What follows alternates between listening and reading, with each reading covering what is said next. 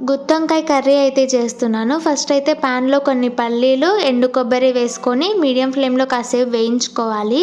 తర్వాత నేను ఇక్కడ చూపిస్తున్నాను కదా! ఇవన్నీ వేసుకొని కాసేపు వేయించుకున్న తర్వాత ధనియాలు, జీలకర్ర ఇంకా నువ్వులు లాస్ట్‌లో వేసుకోండి. తర్వాత అన్నీ ఒక ప్లేట్‌లో తీసుకొని కొన్ని వాటర్‌లో ఉప్పు వేసుకొని పక్కన పెట్టుకోండి.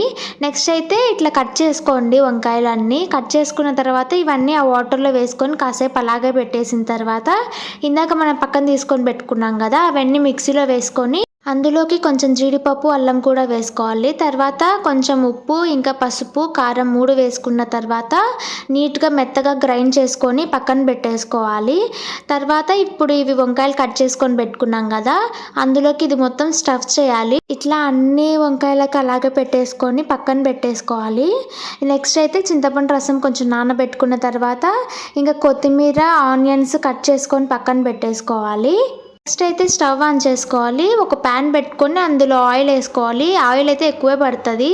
ఈ వంకాయలన్నిటిని మనం ఆయిల్‌లో వేసుకొని నిదానంగా మీడియం ఫ్లేమ్‌లో కాకుండా లో ఫ్లేమ్‌లో అయినా వేయించుకోండి. లేదంటే మాడిపోతాయి. ఇట్లా స్లోగా వేయించుకున్న తర్వాత వంకాయలన్నిటిని కాసేపు ఉండి పక్కన పెట్టేసుకున్న తర్వాత మనం అందులోనే ఆ ఆయిల్‌లోనే కొంచెం జీలకర్ర, కరివేపాకు, ఇంకా ఆనియన్స్ ఇందాక మనం కట్ చేసుకున్నాను కదా! అవన్నీ అందులో వేసేసుకోవాలి. నెక్స్ట్ ఇప్పుడు ఇందాక చేసుకున్న వంకాయలు ఉంటాయి కదా!